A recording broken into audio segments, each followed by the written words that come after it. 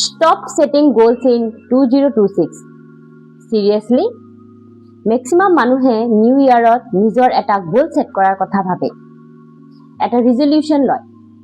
মানুহে ৰিজলিউশন লয় ঠিকই, কিন্তু ফেব্ৰুৱাৰী মানলৈকেহে তাক কন্টিনিউ ৰাখিব পাৰে।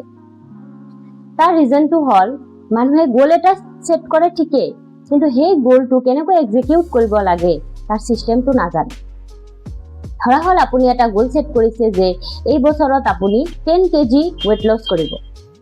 এই 10 কেজি ওয়েট লস কৰাটো আপোনাৰ এটা লক্ষ্যহে, কোনো ৰোড মেপ নহয়। এই গোলটো এচিভ কৰোতে এজনে জিকে এজনে হাৰে। ডিফাৰেন্সটো কি জানেনে? ডিফাৰেন্সটো হ'ল ডেইলি ৰুটিনত।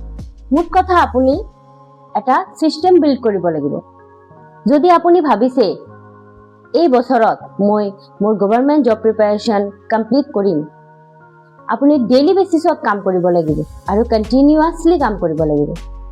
ফৰ এক্সাম্পল, আপুনি এটা টপিক এদিন ষ্টাৰ্ট কৰক আৰু সেই টপিকটোৰ ওপৰত 50টা কুৱেশ্যন সলভ কৰক আৰু এইখিনি কন্টিনিউ কৰি যাওক।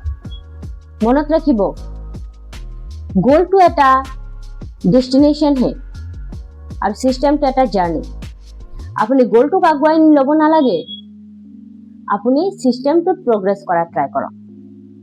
কমেণ্ট GOAL আৰু মই মোৰ হেবিট ট্ৰেকিং টেমপ্লেটটো আপোনালোকৰ লগত শ্বেয়াৰ কৰিম। Let's win 2026।